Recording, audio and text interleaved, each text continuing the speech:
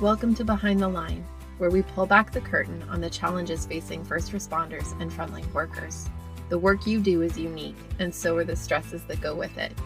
Join me as we tackle key issues to reduce risks for burnout, and as we work to support you in doing the job you love without sacrificing being the kind of person you want to be. Hey there, and welcome back to Behind the Line. I'm your host, Lindsay Faas.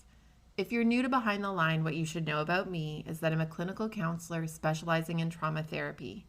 And after over a decade working with first responders and frontline workers around issues like burnout, compassion fatigue, PTSD, and related OSIs, I've become a passionate wellness advocate and educator for those who sacrifice so much for our communities out on the front lines.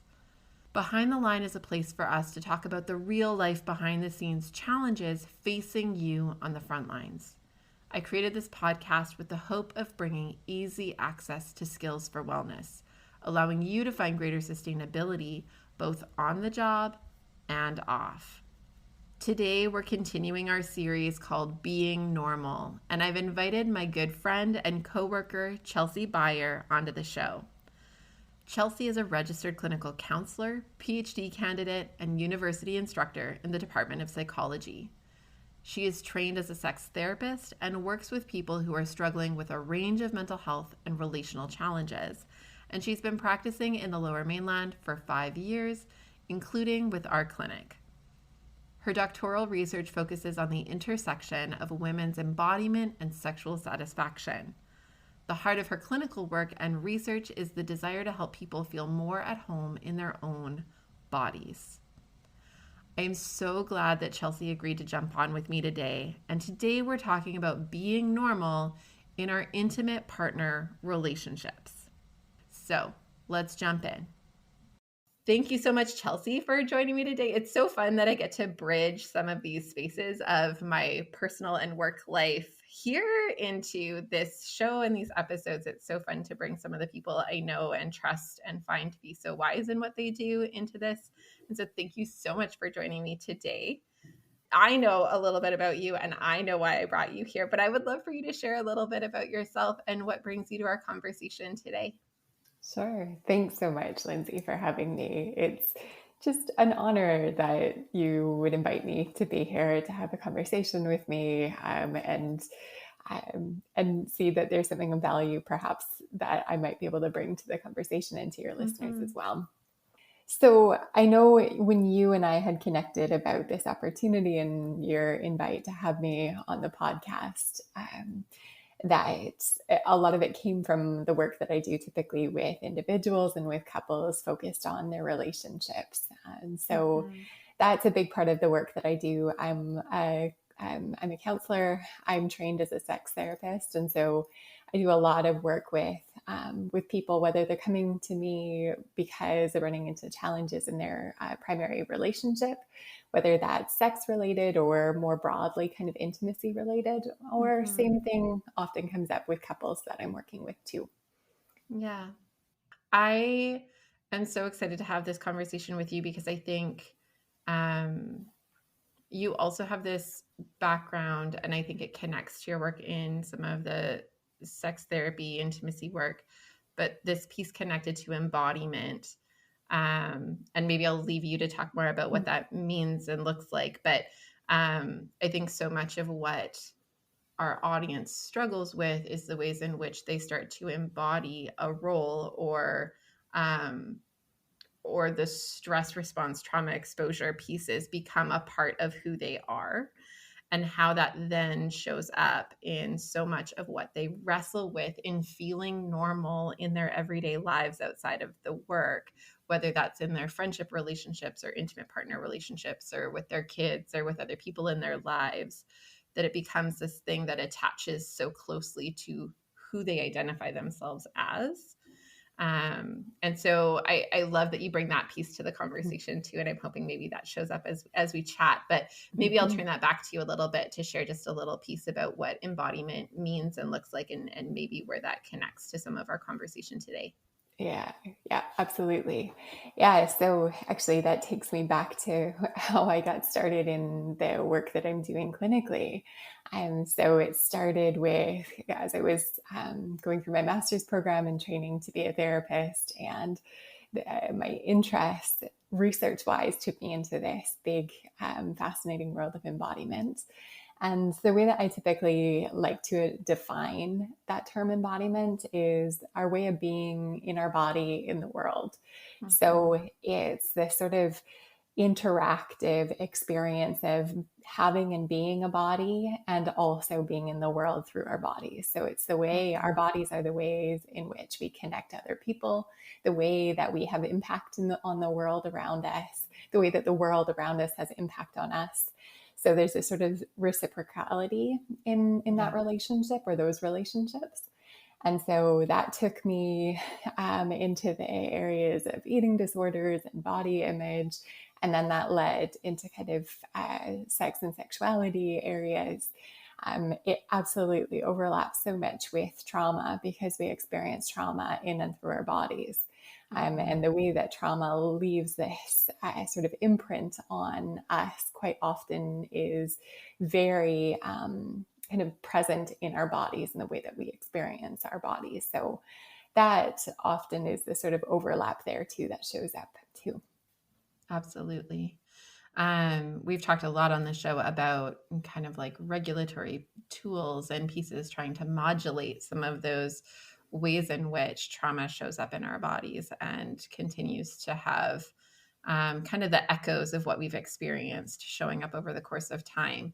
And I think that that kind of leads us into our conversation today to some extent. Like what we're talking about through this series on being normal is that emergency response work of whatever kind of nature puts us in positions where any given day of the week is filled with anyone else's worst day in their lives, and that that exposure level can't help but change us to some extent, right? So I often say on this show that the thing about this kind of work is that nobody comes out unscathed, that there's no one who is without some amount of being impacted, affected, and changed by this kind of work. Because to some extent, we're actually like no human is wired for it well.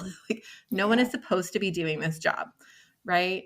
And so, as we are changed by the work, it has this reciprocal impact on so many other facets of our lives and who we are. And that includes our intimate partnership relationships, which is what I hoped that we could chat a bit more about today. So, given your work with couples, I'm curious what you see as some of the common challenges for couples where one or both partners are in some kind of emergency response work. Yeah. As I was just even sitting with this question in anticipation of getting to speak with you today, I was thinking about a couple of things really came to mind. So the first one that came to mind is quite often sort of this disconnect in our intimate partnerships. So often the couples or the individuals that I'm working with, when we're focused on challenges in their primary romantic partnership, there's this big experience of feeling disconnected from their partner. And that may be at times from sort of a lack of understanding, as in my partner doesn't fully understand what I'm experiencing, what I just Yeah. went through throughout the day. They couldn't understand, or perhaps I would never want to even put that on them because it's too much. Yeah. So that sort of disconnect and lack of understanding. And then quite often too, sometimes moving into either like just an extreme sort of stress response, hypervigilance, all the way into sort of shut down fatigue, and how that can really impact kind of partnerships as well, and intimacy in partnerships. That can become on both ends of the spectrum, that sort of hypervigilance, feeling really overwhelmed, really wound up, Mhm. hypervigilance sort of at a physiological level, Yeah. all the way to kind of shut down, just completely overwhelmed, maxed out, burnt out, can end up creating a lot of disconnect in partnerships too. Totally. Well, and I think what I see is sometimes both of those things at the same time. Oh, Like, yeah. Right? Like, Yeah. I don't know that it's necessarily one or the other, but it's sometimes like both and all at the same time. And just to kind of name it, I think one of the ways that I see hypervigilance playing out a lot in couples relationships is almost like poking the bear. Like I see some people who are just really comfortable in the crisis management mode. Like they know it, they're good at it. That's a role I'm familiar with. And so I've had a lot of clients who have shared, like, I'll come home and I know I'm doing it, but I have a difficulty stopping myself, where I almost am trying to provoke a fight just because I feel more comfortable and more familiar in the chaos of it and in the intensity and the tension than I do in the normal. And the normal feels more unfamiliar and unsettling and uncomfortable. That they're like creating relational ruptures because that feels better or easier. Oh, yeah. The sort of chaos, the high energy, high stress that starts to feel really normal. And even if it's not necessarily what the person is wanting or what ultimately is good for the relationship, that, yeah, Mhm. there's this sort of the poking the bear, the tension Totally. that's what feels most normal. Yeah. Yeah. Oh, and Yeah. then that can cause a lot of challenges, especially if the other partner isn't aware that that's going on, or Right? Like, what is yeah, happening? Why are why we is doing this this? going on? Yeah, Yeah. exactly. I even think about too how that sometimes can lead into like the sort of intimacy and physical intimacy in the relationship, and how Yeah. for some people that sort of heightened like arousal level at Yeah. a nervous system level, that can feel that sort of excitement or that sort of jolt of like there's something Mhm. happening, can feel really energizing and kind of be Yeah. desired. And for other Totally. people, actually a large majority of people, it ends up just totally squashing any interest in physical intimacy. It's sort of like, don't be around me. I need my own space or Mhm. whatnot. And so that can be really divisive in relationships when one person is going, this is what feels normal to me, or perhaps the way that I feel most comfortable Totally. functioning. And the other person is going, this is just too much for me. Yeah. The intensity feels too big to feel Mm, safe in. absolutely. Yeah. Well, and I think that that's part of what is tricky for those who do this kind of work is that it dysregulates at a nervous system level, right? So over time, our nervous systems are learning to be okay or as stable as they can learn to be in situations that they weren't really wired to be in on a consistent, ongoing, everyday kind of level. And then they go home to what should be more normal, except now normal doesn't feel normal Mhm. because my whole physiology has adapted to a new normal, get like to lack of better words, in what I'm doing all day at my job and where I really need to be on top of it in order to survive and to help other people survive because really it's life and death a lot of the time. And so returning home, it's this like weird foreign place sometimes, right? So, like, Mhm. we know that over time, the impact of working in first response or frontline work gradually shifts our perspective where the intensity of emergency response starts to feel more and more normal. And Mhm. normal life can feel like boring and disconnected and uncomfortable and foreign. So, how do you see that play out in terms of couples' connection and the capacity for meaningful intimacy? Like, we've kind of named this piece of there can be this mismatch. What Mhm. does that mean over time? Oh, yeah. Yeah. I think about a couple of different things. So, the first one is I think about how, in order to experience a sort of physical closeness with another person in a way that feels intimate and safe, we need that experience of safety. Mhm. And I'm usually fitting that into what we know from polyvagal theory. So the way that our nervous system responds to stress, to trauma.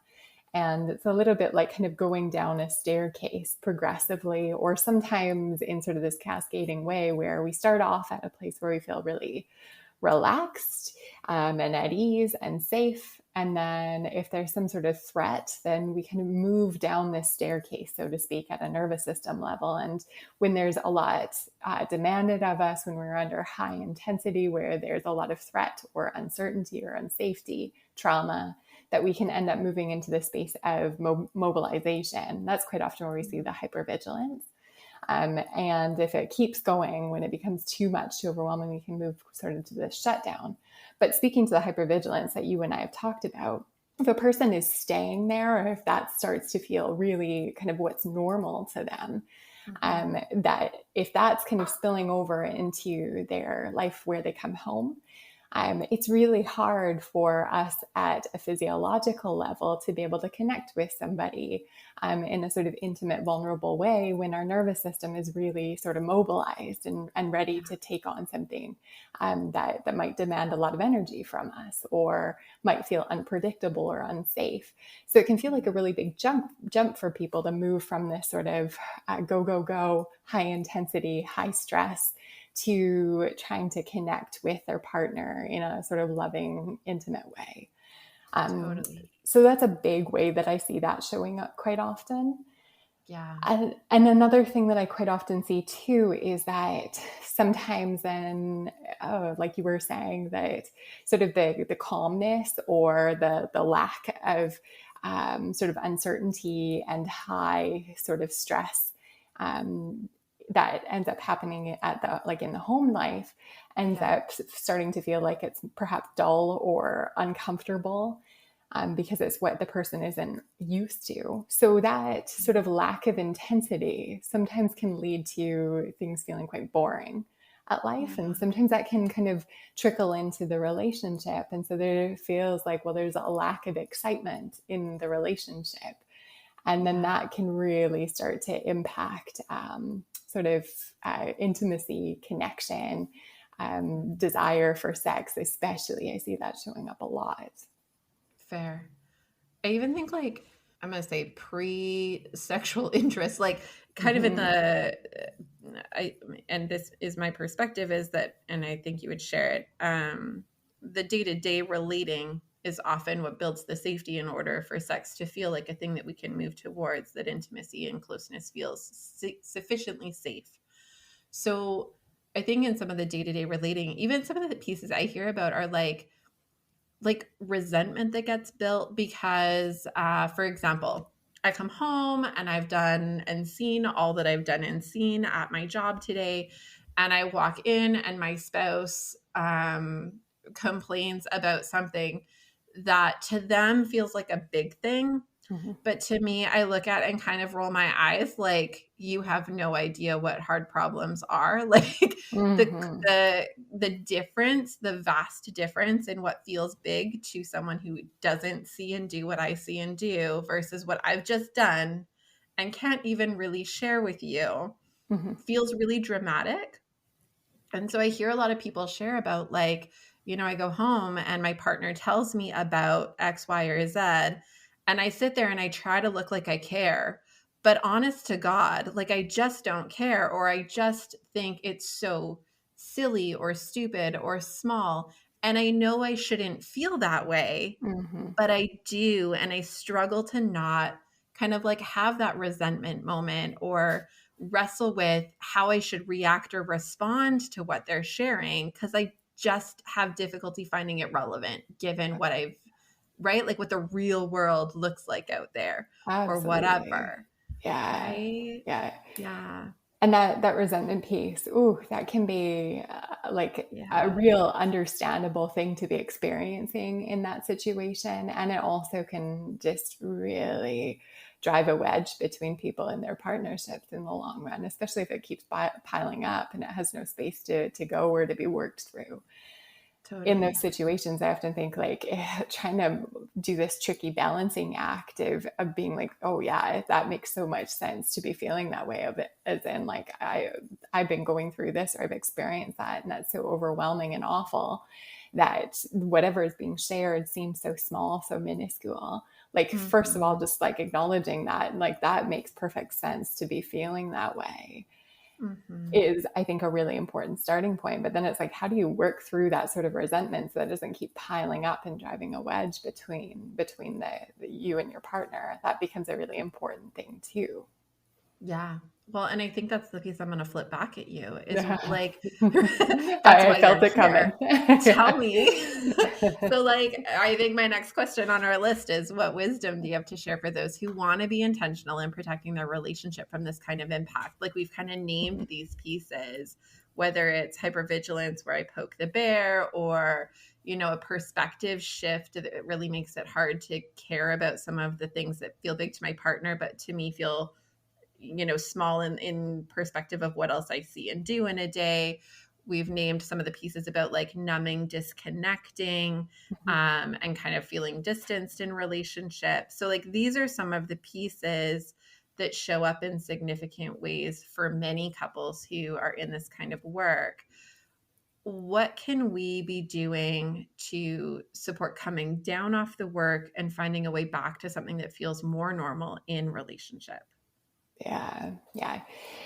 So if I'm going to speak to the what you and I were just talking about, that resentment piece, or feeling Yeah. like, man, like I have a really hard time connecting with what my partner's sharing with me, or I can't even move to the place of empathizing because I just feel so much like, man, you don't get it, or you have no idea what I've been going through, or what other people that I've been working with have been going through. That I think, Mhm. like, first of all, finding some way to express that, whether it doesn't have to be to your partner, but like a way to acknowledge that, yeah, what you're going through, what you've experienced, that's big. When we end up really locking that down, like keeping it all in, we're listening to our partner, and there's no way for us to be able to work through what we're feeling, and that resentment Mhm. builds up. That's when it becomes the problem. That sense Yeah. of that sense of frustration at the beginning point of, man, my partner doesn't get it, or that feels so minuscule. All of that is perfectly valid. It makes a lot of sense. And I think, first of all, coming from a place of just acknowledging that's okay to feel that way, Yeah. is key. And Mhm. then when we give ourselves the space to be able to feel that, and have some outlet to feel it, whether that's you finding other people that can relate to what you've been going through, whether that's through people at work or whatnot, or just even finding a way to kind of let that out on your own. Um, Mhm. that then trying to, my thoughts went to like the term comparative suffering, just even having that recognition. Yeah. Okay. So tell me more about the comparative suffering piece. Yeah. So with comparative suffering, this can be really hard to hear and to like keep in mind when we're feeling the feeling. So when we're in that sort of resentment place or frustration place, feel that first. But I find that just even knowing that there's a term like comparative suffering, what this is referring to is, quite often we get into this space of going, well, um, because there's something that's so big or so difficult to be going through, that other things that kind of pale in comparison to that, the magnitude of that thing, don't deserve to be felt. Like you don't deserve, you can't Right. feel frustrated or sad or overwhelmed by that, because look how small it is in comparison to whatever else it is that other people might be going through. And Right. suffering doesn't work that way. That it doesn't have this capacity. Our experience of suffering and emotional pain doesn't have this capacity to go, oh yeah, gee, that's not as bad as other people. We hurt regardless of the magnitude of things quite often.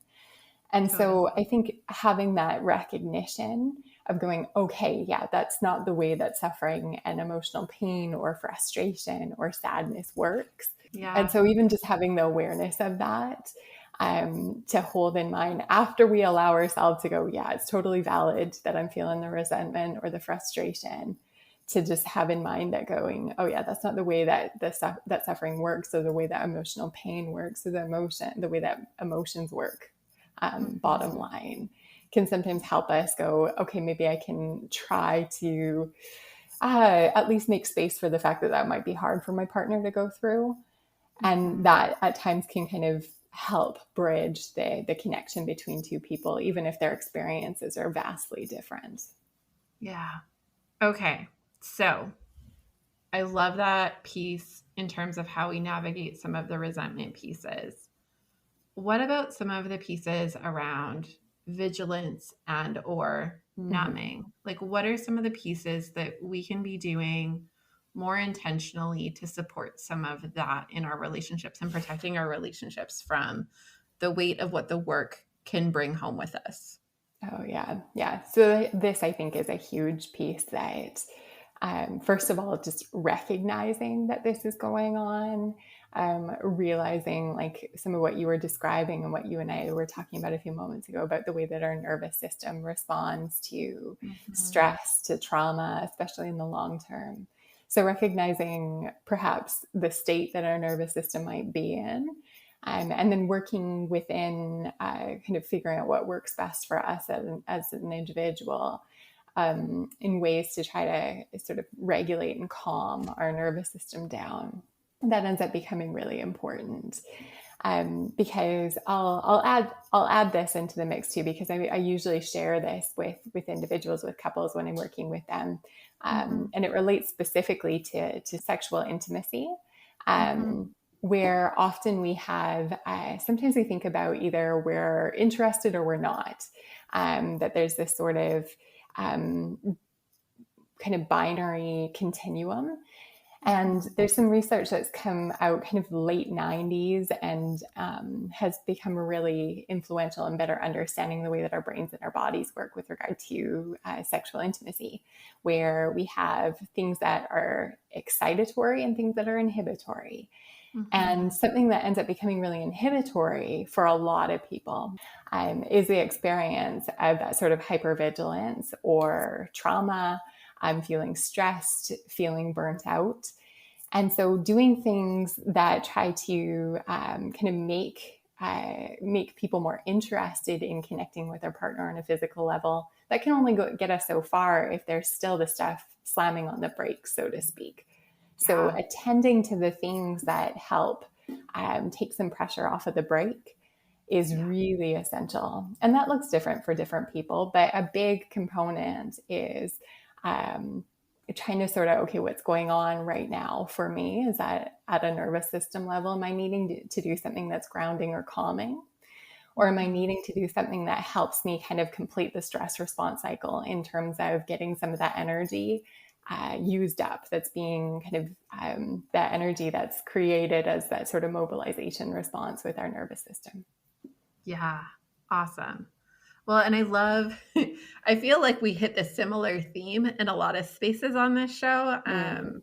And I feel like listeners are probably going to be feeling that where they're like, right, we're right back to talking about calming and grounding and self care and coping.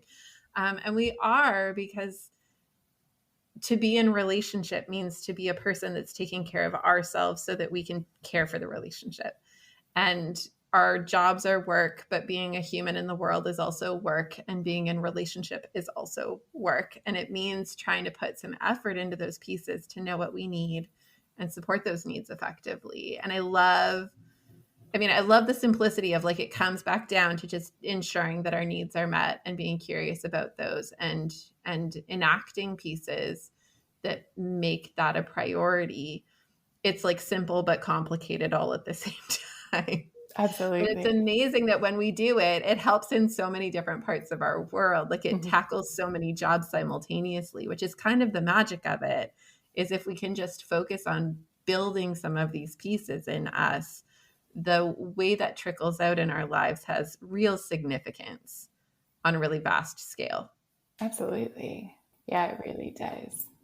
Thanks for naming that piece. I'm curious if there's any other pieces that came up as you were kind of anticipating our conversation today that feel meaningful to share, or kind of additional supports or resources that people can look into if they want to kind of invest harder in this piece about protecting their partnership. Hmm.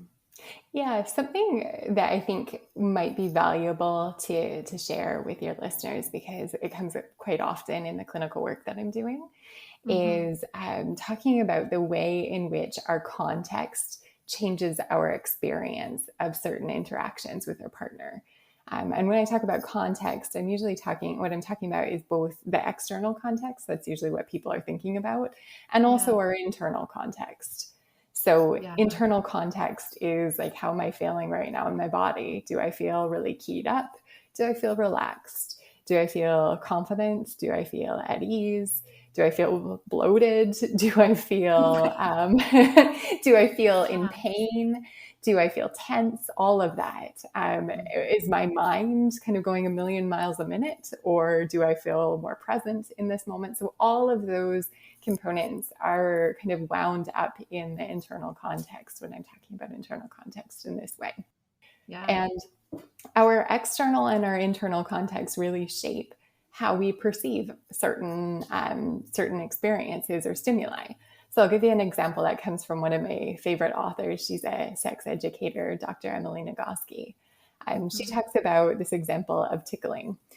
So for some people, if you're in a setting where maybe you have a really nice dinner, your favorite meal with your partner, you had a really great conversation with them, you're feeling really present, you felt very listened to, they were attuned to you, maybe you've been listening to your favorite music together and you've been laughing a lot.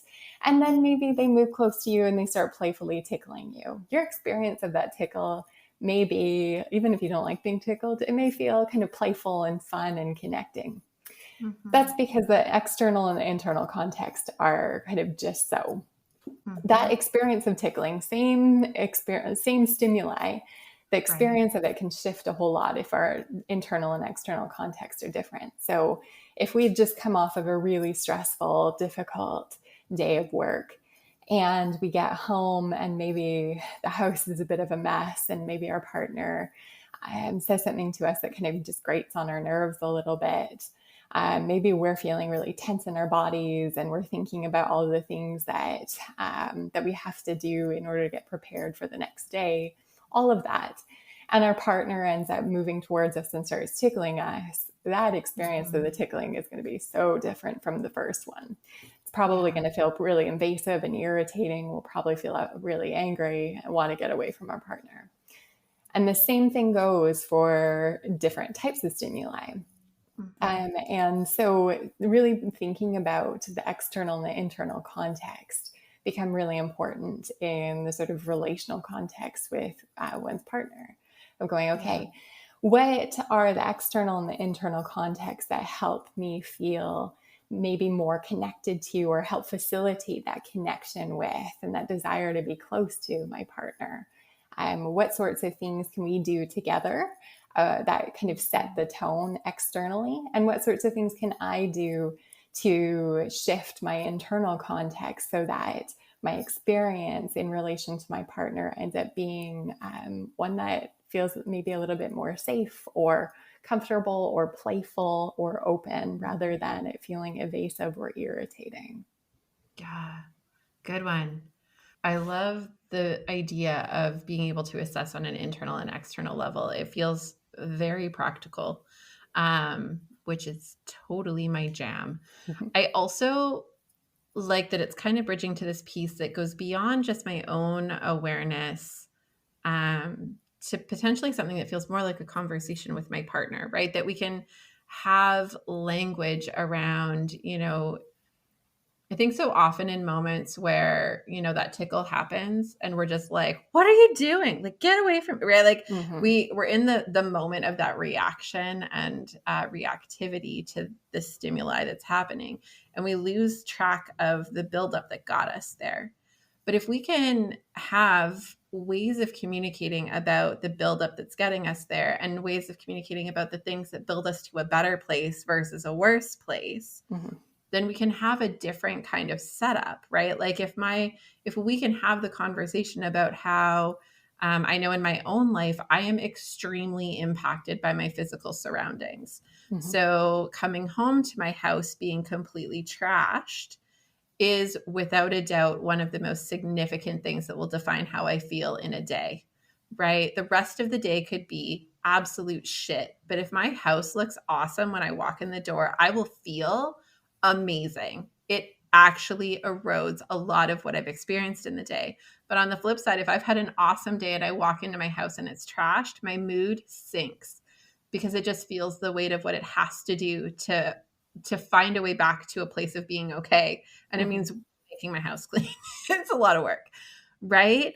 And so when we can name that and have conversations about the pieces that we are really sensitive to, the things that do have a significant effect on us, then we can partner with our partner at trying to navigate and regulate those things a bit more proactively, instead of feeling like we're left at the end of the day feeling like nothing worked out in a way that makes me want to be close to you. And so we're just settling for not close because that's what we're left with. Mm-hmm. Oh, yeah, absolutely. I love what you're bringing to the conversation about this kind of facilitating conversation between people. Absolutely, that it gives us some languaging to go, okay, what sorts of things? So for me, maybe context externally is super important. And these are the things that I pick up on that are really important. So can we as a couple or one of us kind of pick up when the other person isn't able to, the things around us, the context, can we set the context so that it feels a little bit more facilitative of connection? It also gives us the language to go, hey, internal context right now for me. I need to do something to deal with that. Give me a moment or a half an hour or whatever it is.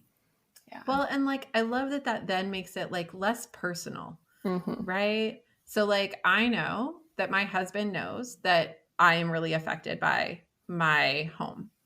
He is a full-time stay-at-home parent, so he's largely responsible for the state of our home any given day of the week.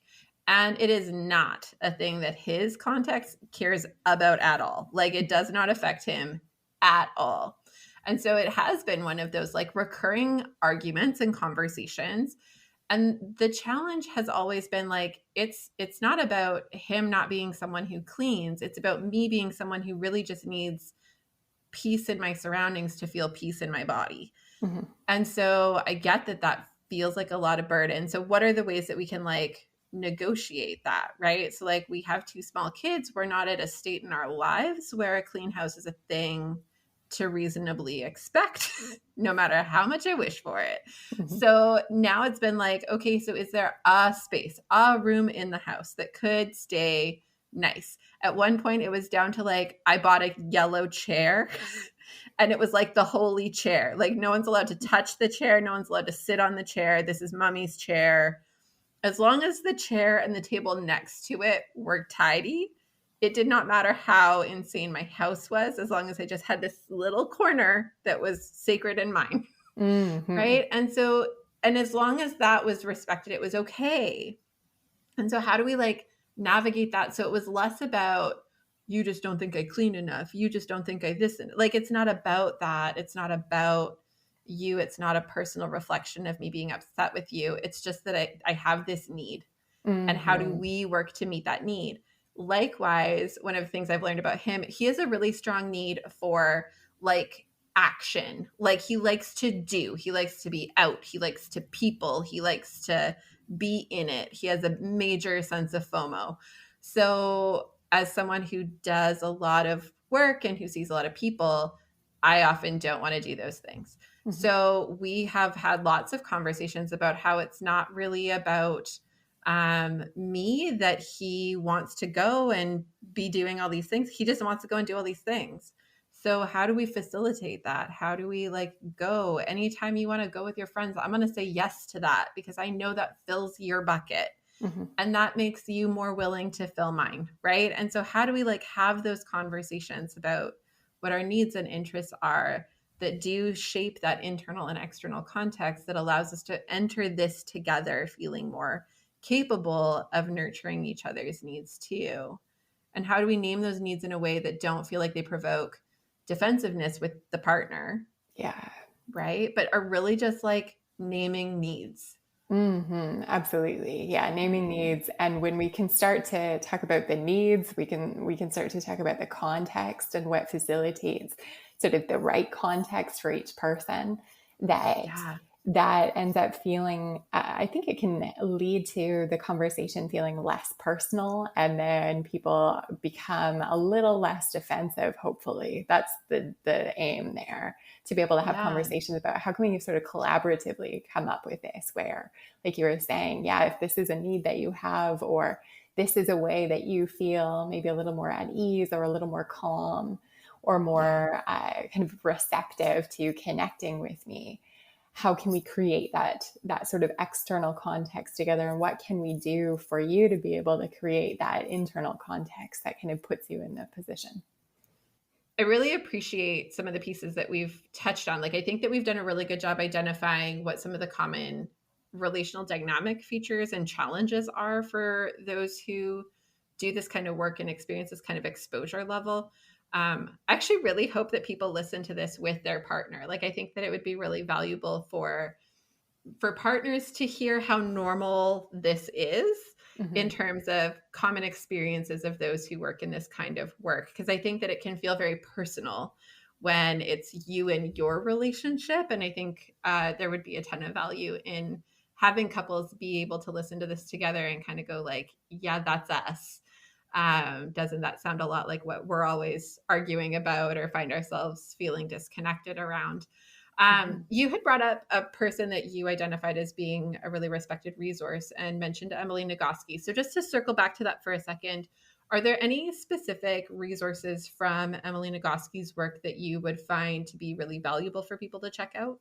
Yeah, absolutely. You mentioned practicality. I'm with you. If we can give people practical things to work with, all the better. And so Emily Nagoski has a book, Come As You Are. She just did a revised version of it, which is Mhm. specifically on the science of female sexuality and sex. And so it's a fabulous resource if that Mhm. sounds like, whether it's you personally or wanting to better understand your partner, that's Yeah. great.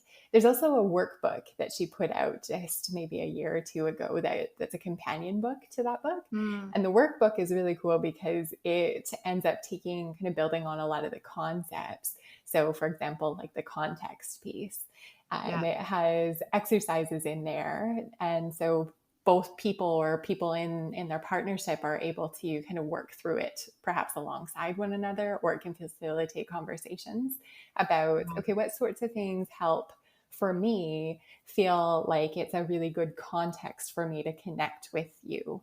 What are some of the things internally and externally that help facilitate that? So it's a nice sort of way to identify and then also facilitate conversation. So it's called the Come As You Are workbook. Okay, cool. I will Yeah. look them up and make sure that I link to them in the show notes so that they're really easy to find for anyone who's looking. I also know that I think it's Emily, along with her sister, co wrote Mm-hmm. a book called Burnout. And I Yeah. haven't read it myself. I don't know if you have, but I've heard really good things about it. And I Yeah. think that similarly really grounds into some of the like neurobiology, physiology of stress and the ways in which over time that leads into things like burnout, and the impacts that has on various aspects of our lives. So I think she's just a really strong resource generally. Absolutely. Yeah. She's everything that she writes to, both Burnout and the Come As You Are book and workbook. They're all grounded in empirical research too. And she Yeah. writes it in a way that's just so relatable and at times funny and very normalizing too of people's different types of human experiences as well. So I think she's a great resource. We need more of those people in the world, like the Emily Nagoskis and the Brene Browns. We Yeah. just need as many of them as possible I'm with to you on make the that. world a better place. I love it. Awesome. Okay. Well, I really appreciate that as kind of an additional resource that people can direct to when they feel like listening today provokes an interest in wanting to do more and be more intentional and proactive in their relationships. I really value you bringing your wisdom and experience to this conversation, Chelsea. I know it's going to have a ton of value. So thanks so much for being here. It's been a pleasure. Thanks so much for having me, Lindsay. You bet.